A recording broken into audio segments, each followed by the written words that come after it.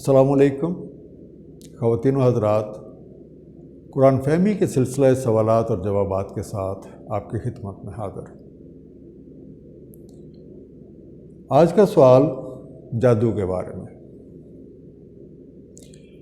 اکثر اوقات ہم نے دیکھا ہے کہ جادوگر حضرات جو ہیں وہ کچھ اس طرح کے حیرت انگیز تماشے پیش کرتے ہیں کہ عام آدمی جو ہے ان سے بہت متاثر ہوتا ہے، اور اکثر لوگ تو ایون اپنا عقیدہ جو ہے وہ بھی خراب کر بیٹھتے ہیں۔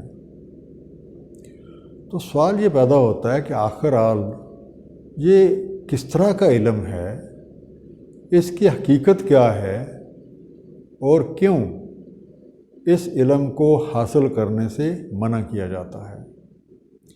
میرے ساتھ تشریف فرما ہیں جناب علی اصغر صاحب، اور میں ان سے درخواست کروں گا کہ ہم سب کے لیے اس سوال کی وضاحت جو ہے وہ فرما دوں۔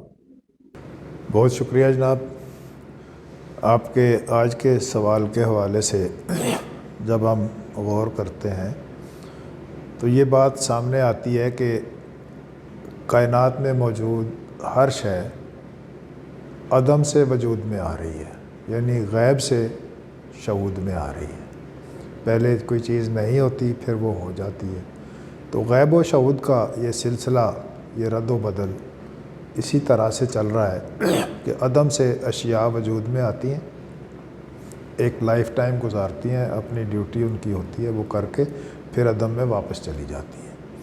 تو یہ جو غیب و شہود کا سلسلہ ہے، اس کو اللہ تعالیٰ نے آدم علیہ السلام کے حوالے سے جب بات کی تو کہا وَعَلَّمَ آدَمَ الْأَسْمَاءَ كُلَّهَا، کہ اور سکھایا ہم نے آدم کو اسماء کا علم سارے کا سارا۔ تو اسماء کا علم محض ناموں کا علم نہیں ہے، بلکہ ان ناموں کے پیچھے اس کے اندر تخلیقی فارمولے اور وہ جو غیب سے شہود میں آنے کے جو معاملات ہیں وہ سامنے ہیں۔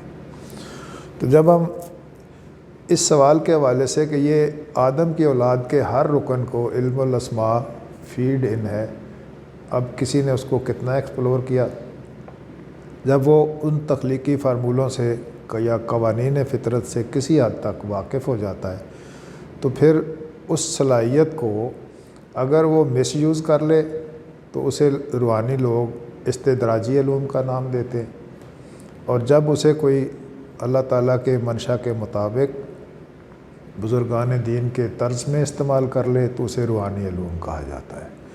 اب جو استدراجی علوم کا معاملہ ہے وہ یہ ہے کہ کوئی شخص اپنی اس صلاحیت کو جو اس کے اندر اللہ تعالیٰ کی طرف سے فیڈ ان ہے اسے ذاتی مقاصد کے لیے استعمال کرتا ہے، اور یہ جو حیرت انگیز تماشے آپ نے لفظ استعمال کیا، بہت بہترین لفظ ہے۔ حیرت عقل کو ہوتی ہے، کیونکہ کوئی بھی بے ہوش آدمی کبھی حیرت زدہ نہیں ہوتا۔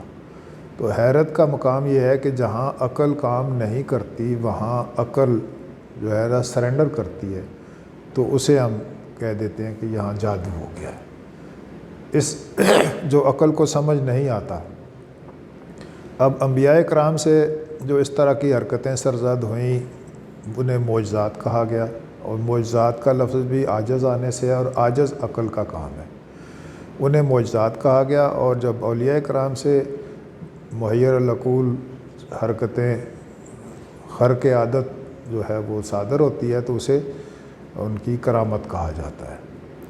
اب اگر وہ تخلیقی قانون کے مطابق مقصد کے تحت استعمال کی جائے تو پھر وہ کرامت ہے یا معجزہ ہے، اور اگر اس کو اپنی ذات کے لیے استعمال کر لیا جائے تو اسے ہم جادو کا یا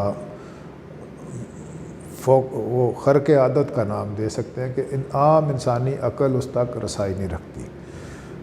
تو بنیادی طور پر غیب و شہود اور ظاہر اور باطن کا جو معاملہ ہے، جو شخص اس حقیقت تک تھوڑا سا بھی رسائی اس کو حاصل ہو جاتی ہے اور وہ اس کو ذاتی منفعت کے لیے استعمال کرتے ہوئے دوسروں کو نیچا دکھانے کے لیے یا ان سے کوئی فائدہ اٹھانے کے لیے انہیں استعمال کر لیتا ہے۔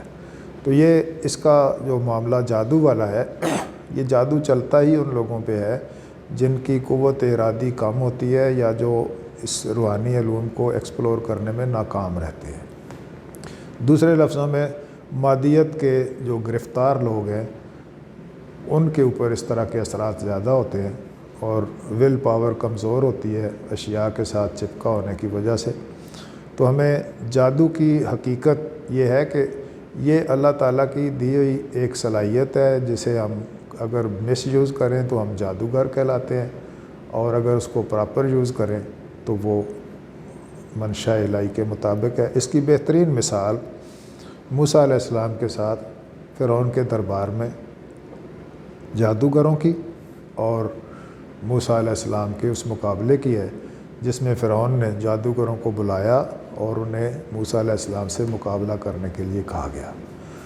تو اس قصے میں اس کا یہ راز نکلتا ہے کہ جب جادوگر بلائے گئے تو جادوگروں نے موسیٰ علیہ السلام کا مقابلہ کرنے کے لیے فرعون سے پوچھا کہ ہمیں کیا اجر دو گے؟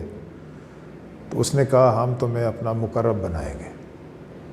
یہ بات پہلے طے ہو گئی، پھر انہوں نے کام شروع کیا، جبکہ موسیٰ علیہ السلام نے اللہ تعالیٰ سے یہ بالکل نہیں پوچھا کہ آپ مجھے کیا دیں گے اگر میں جیت جاؤں۔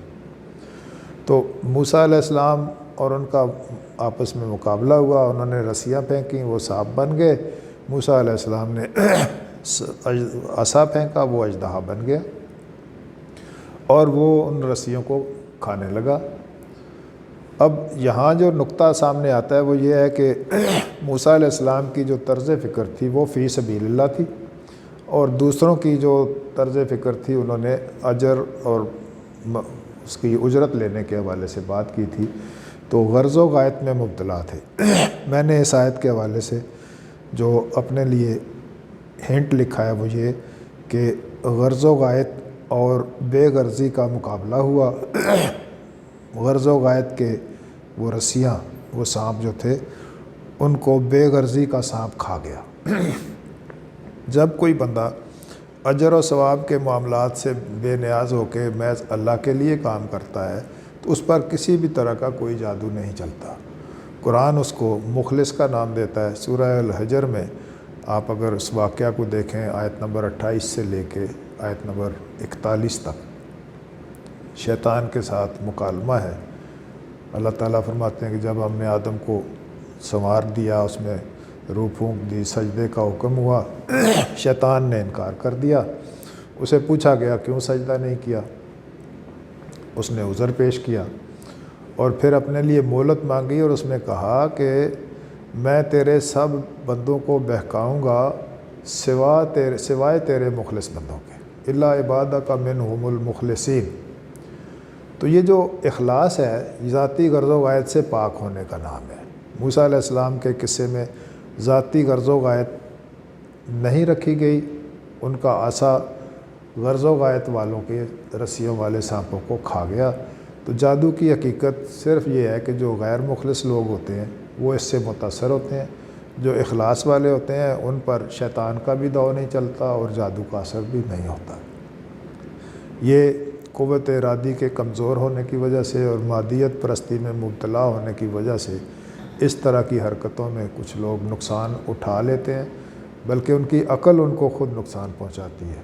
اس کی حقیقت صرف اتنی ہے کہ ہم غرض و غایت کے پابند ہو کے جب کام کرتے ہیں تو ہمیں طرح طرح کے پریشانیوں میں مبتلا ہونا پڑتا ہے اور عقل ہماری سمجھتی ہے کہ ہم پر جادو ہو گیا ہے۔ تو اللہ تعالیٰ ہمیں اخلاص کا راستہ دیں اور مخلص بندوں کے ساتھ رہنے کا شرف عطا ہو تاکہ ہم اس جادو کی حقیقت کو جان سکیں۔ بہت شکریہ۔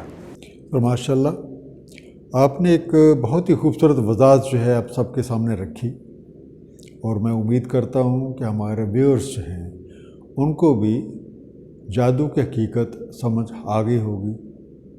اللہ تعالیٰ ہم سب کے علم میں اضافہ کرے، ہم سب کو قرآن کریم کا صحیح فہم عطا فرمائے اور ہم سب کو بے غرض اور مخلص بنا دے۔